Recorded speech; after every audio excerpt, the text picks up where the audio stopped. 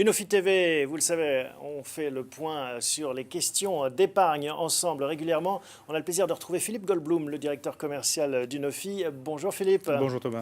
Je suis heureux de vous retrouver pour évoquer avec vous la suite des aventures de Madame Dupont au pays de l'épargne. On va voir, on l'avait laissé, cette Madame Dupont, avec cet investissement locatif. Et son grand-fils, ils avaient démembré le bien, elle avait gardé l'usufruit, c'est-à-dire les revenus de ce bien locatif. Et son fils avait bénéficié de la nue propriété. Ceci dit, Madame Dupont a un peu vieilli, elle en a un peu marre de s'occuper de ce bien, elle se pose des questions.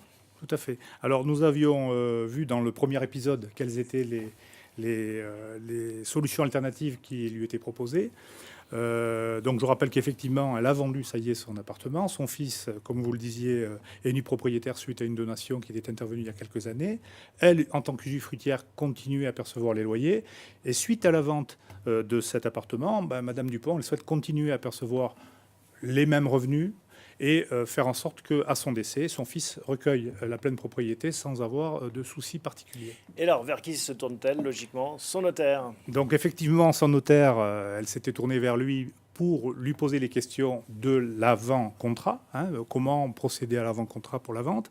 Et puis, son notaire lui a proposé de rencontrer un conseiller, Unofi, ce qu'elle a accepté, et ce qui lui a permis de refaire une collecte complémentaire, une collecte d'informations, de façon à bien revalider à la fois la situation patrimoniale de Madame Dupont ainsi que ses objectifs. C'est comme ça que ça se passe? Il y a un rendez-vous qui est organisé entre Madame Dupont, son notaire, et un représentant d'Unofi? Tout à fait. Chaque fois qu'un notaire décèle un besoin de la part d'un de ses clients en matière de conseil patrimonial, il peut faire appel à un collaborateur d'Unofi qui vient l'assister dans l'analyse et les conseils de sa clientèle.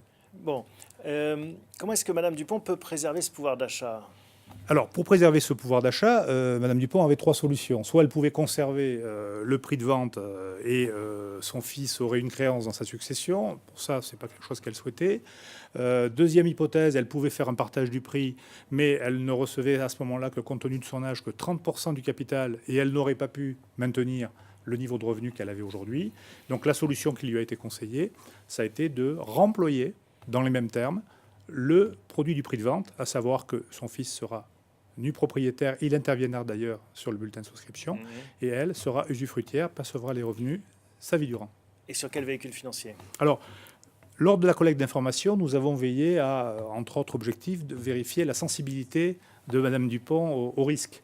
Il s'avère qu'elle nous a dit qu'elle avait peu d'appétence pour le financier et l'obligataire, par contre qu'elle connaissait bien l'immobilier pour avoir eu plusieurs appartements. Donc tout naturellement, nous avons orienté notre proposition vers des parts de société civile de placement immobilier de la SCPI.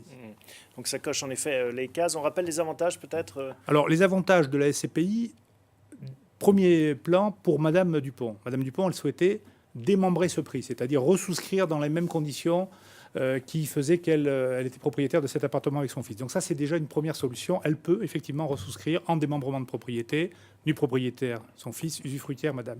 Deuxième avantage, elle voulait plus de soucis de gestion. Elle n'en aura plus puisqu'elle percevra ses revenus trimestriellement. Et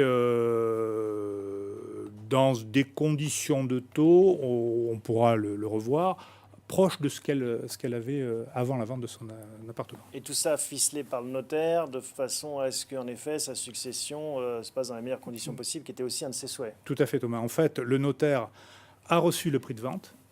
C'est lui-même qui va restituer les fonds à Unofi pour la souscription des parts de SCPI, avec une attestation assurant à la fois l'acte de donation, le démembrement de propriété, de telle sorte qu'effectivement, le jour du décès de Madame Dupont, que nous souhaitons le plus loin possible, son fils recueillera la pleine propriété, donc il sera propriétaire des parts de la SCPI Note-à-Pierre, sans frais ni droit de succession.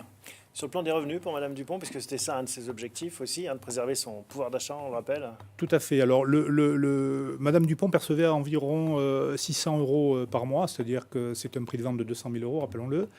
Une fois qu'on a enlevé les charges foncières, les frais de gestion divers, les taxes d'assurance, ça lui faisait une rentabilité de l'ordre de 3% brut, avant impôts et prélèvements sociaux. Aujourd'hui, on peut raisonnablement penser que sur le moyen long terme, elle pourra maintenir ce pouvoir d'achat avant impôts et prélèvements sociaux. Si Madame Dupont a besoin d'argent malgré tout, et d'entamer finalement ce capital? Comment fait-elle? Alors, il est important de préciser que s'agissant d'un placement immobilier, Notapierre est conseillé sur une durée longue, c'est-à-dire 10-15 ans. Ce qui veut dire, lorsque nous avons collecté les informations complémentaires du patrimoine, nous avons veillé à ce que Mme Dupont épargne devers elle des liquidités, livrets, créances diverses, de façon à pouvoir répondre à des besoins ponctuels. Cependant, si, pour le cas, elle aurait vraiment besoin de récupérer une partie de son épargne, il faut savoir qu'aujourd'hui, le délai entre le moment où le porteur de part demande à récupérer ses fonds et le moment où il les a est environ 7 semaines, ce qui pour de l'immobilier est relativement court. C'est assez liquide, oui. C'est assez liquide. Et il faut par contre rappeler aussi que s'agissant d'un investissement long terme, il y a des frais qui sont une commission de souscription qui sont de l'ordre de 8%. Donc raison de plus pour conserver cet investissement le plus longtemps possible. On récapitule finalement ce cas un petit peu emblématique que vous pouvez accompagner chez Nofi. Donc en fait, le cas, c'est le cas de clients qui vendent un bien immobilier qui a été démembré suite à une donation ou une succession.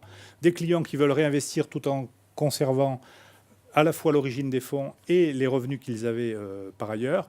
L'absence de soucis de gestion. Et puis, cerise sur le gâteau, le suivi de leur dossier patrimonial par leur notaire et le conseiller Unofi. Merci Philippe, c'est très clair. Comme d'habitude, on vous retrouve bientôt pour un nouvel épisode de la vie de Madame Dupont au pays de l'épargne. Unofi TV, chaque patrimoine est unique.